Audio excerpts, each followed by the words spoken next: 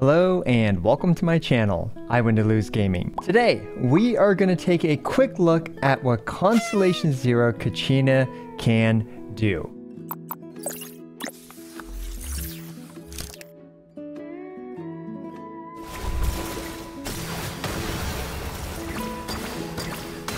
So what the heck is this video? The Creator Experience server has actually made its way to Genshin Impact, and I am super excited and thankful for the opportunity to showcase Kachina to you. Now, as with any Creator Experience server video, things are subject to change on release, so if there are any notable changes, please check the comments below. So the first thing about Kachina you'll notice is that she is arguably the newest, most head-paddable character in Genshin Impact, and I think that is a very important trait for her to have.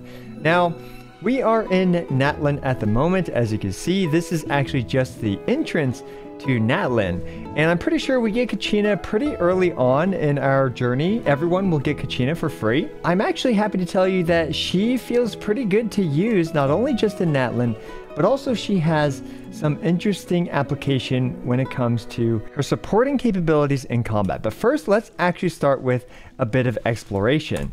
And we can actually toggle on and off the UI now, which I absolutely love. I've been using that a lot lately because it is just very immersive when you can just hide the UI just like that. Look at that. And now we can see Natlan in all its glory. Looks absolutely fantastic. Now, when it comes to exploration, especially in Natlan specifically, Kachina is incredible. Using her elemental skills, she can hop onto her whirly, durly, turbo, twirly, something like that. And you can just use it to climb walls like this. And once you're out of stamina, this main Night Soul bar, you start to burn these Phlogiston points, I believe, which is a unique stamina resource in Natlan specifically, and I believe it is primarily with Natlan characters. So you can see how she can absolutely help you climb and scale tall walls like that, which is going to be very helpful for scaling a lot of these, bigger cliffs that we can see. Now, another really cool thing about her is that when it comes to using her with another Natlan character like Mualani, what you can actually do is in Natlan, you can swap between the two and they'll get this cool little super fast switch boost just like that you saw. We can do this again. Zoom, just like that. And on top of that, she has that passive, which is very helpful, where it helps you find, resources unique to Natlan on the minimap. So this will help you farm Ascension materials. So definitely a great character to have in Natlan in your party, especially when you get here to just explore. Now, the next kind of more funny topic to talk about is her combat capabilities. And this is where things get a little bit more dicey. So we're going to start off with a DPS build for her, and don't worry, her supporting capabilities are much better than her DPS capabilities, but I just want to show you guys how much damage you can expect if you were to really try to make her actually do damage. So here is her crit ratio. It's very reasonable considering I don't think she has crit ascension stats. She has this new craftable spear polearm, which gives a ton of defense percent. Look at that. And for her artifacts, she's using the 4-piece Husk of Opulent Dreams, and she will be at Constellation Zero throughout this video, and her talents are at 9, 9, and 9. And just to preface it, I do think that her DPS will improve with her constellations, particularly Constellations 3, 5, and 6. However, for now, she's at Constellation 0. So another quick thing to take note of is that this is at world level 9. So enemies are roughly 50-ish% more durable. And in the Cryoregisfine's case, I believe it's like 57% more durable. You can see here that it is at level 103 instead of what we're used to at level 93. Let's go ahead and take a look at the damage that she can do. We can hop onto Whirly Twirly, use her burst, and then start bouncing on the enemy like so. And I think I missed out on one bounce, but honestly, who cares?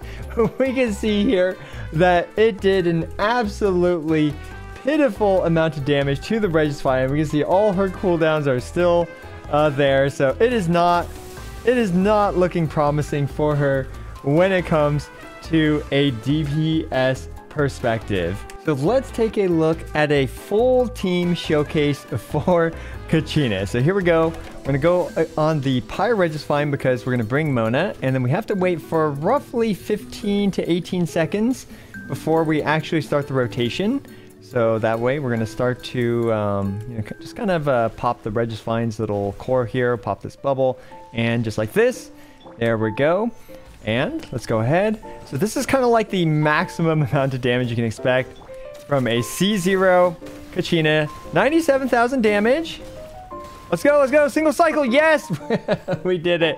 We managed to barely single cycle the Pyro Regisfine with C6 Goro as well as Mona's buffs, and well, Zhongli as well helps a bit too. I can't recommend her as a DPS character right now.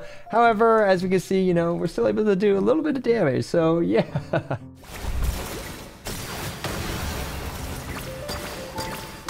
However, what makes Kachina actually worth using is this new artifact set, the Scroll of the Hero of Cinder City. And it's got a really long description here. So we're going to go ahead and equip this really quick. For this build, since as we can see, Kachina's damage is, well, you know, honestly a little copium here. We are going to be using the Favonius support build with a bunch of crit rate, some energy recharge, and her artifacts here, as we can see, are as follows, mainly to fulfill the 4-piece Scroll of the Hero of Cinder City with some crit rate, energy recharge, as well as just, you know, more energy recharge, because again, you guys can see her damage wasn't that great. Now, when it comes to this artifact set, that's where things get interesting. After the equipping character triggers a reaction related to their elemental type, all nearby party members will gain 12% elemental damage bonus for the reaction related elements for 15 seconds. So this applies to any character equipping this, will just provide a, you know, admittedly kind of paltry 12% elemental damage bonus. However, if that character is in Night Soul's Blessing state, when triggering this, all nearby characters will gain an additional 28% damage to those elements for 20 seconds. And it can trigger while the character is off field. So if we take a look at Kachina, we can see here that her elemental skill actually enters her into Night Soul's Blessing. That means that, well, let's just go ahead and demonstrate real quick. So we're going to knock down the Regisfine with our Pyro Damage Bennett boy right here. And bam, just like this. And if we throw down her elemental skill, we can see it triggered a Crystallize. So that means Geo plus Pyro. We can see here 40% Pyro damage bonus as well as 40% Geo damage bonus. And since this thing keeps attacking, you can see it's going to attack 6 times, generating particles roughly-ish 50% of the time per hit.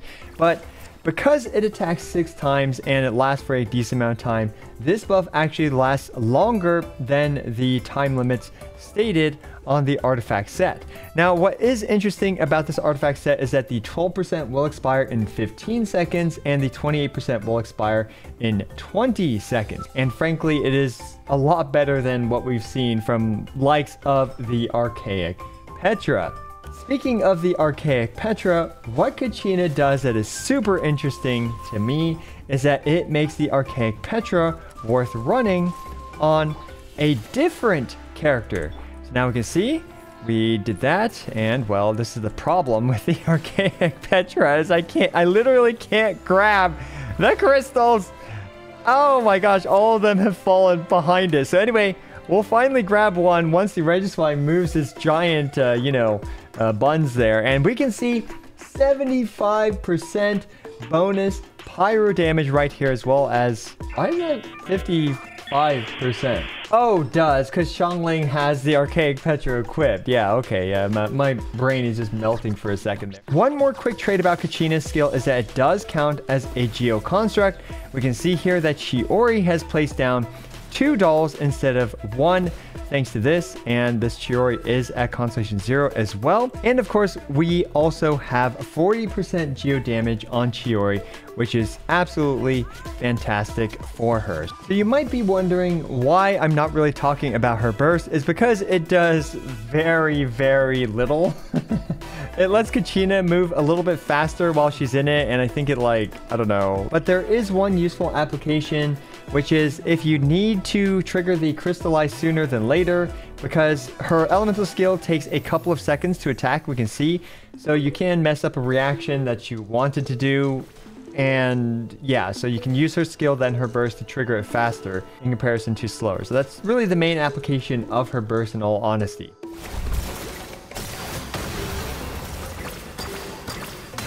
So let's talk about some actual applications for her and for this setup. So one of my favorite applications for Kachina is to use her with Mualani, because Mualani is an HP scaling character. That means that Noblesse, Tenacity don't work. So instead, we actually have a really great alternative with the Cinder plus Archaic Petra on another character, in this case, a character like Xiangling. So here we can see this team in action. First, we just apply Hydro with Mualani.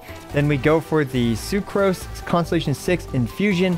And finally, we drop this, so we time the swirl as well as the Hydro Crystallize. Now, I'm not sure if I actually grabbed the Crystallize with Xiangling, but whatever. Not the hugest deal. And we can just go for a single rotation of our 1 million hit point Aeon Blight Drake friend, just like that. For demonstration purposes, let's also take a look at how much she can boost geo damage, because one really interesting trait about her is that she is able to provide that 40% bonus damage to geo damage. And we can see each of Chiori's tomatoes are doing 24,528 damage. And now if we swap in Kachina instead, and we just go for this, grab this to reduce its resistance, we can see it shot up. What? 25,542. Okay, that makes a bit more sense. And yeah, I mean, it's a very similar kind of damage gain to, in this case, Chiori's damage in comparison to Zhongli. So she's providing kind of a reasonable alternative for certain Geo teams to actually utilize the Cinder City buff. Okay, so one more thing I've got to try is to see if she can ride in the lava.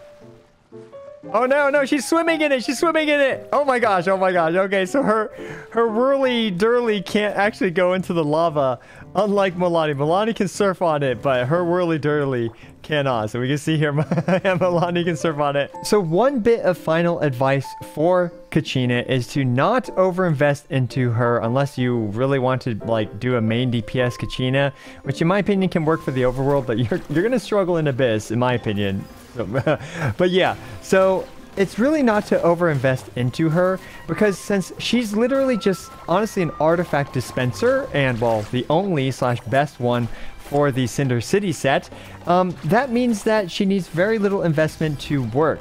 Something like level 40, level 50, so that way she doesn't get one shot by stuff is all you really need for her. Then she can just toss out her elemental skill, and that is literally all she needs to do her job. Let me know what you guys think about Kachina down in the comments below. Personally, I really like her design in the sense that she is a great introduction to what is to come when it comes to builds and artifact sets in Natlan. And she is a great low investment choice to still be incredibly useful for your account, whether it is exploring through Natlan or to provide that 40% bonus damage buff, or to provide that 40% damage buff via the Cinder City set. As always, I appreciate every single one of you. This is I Went to Lose, signing out.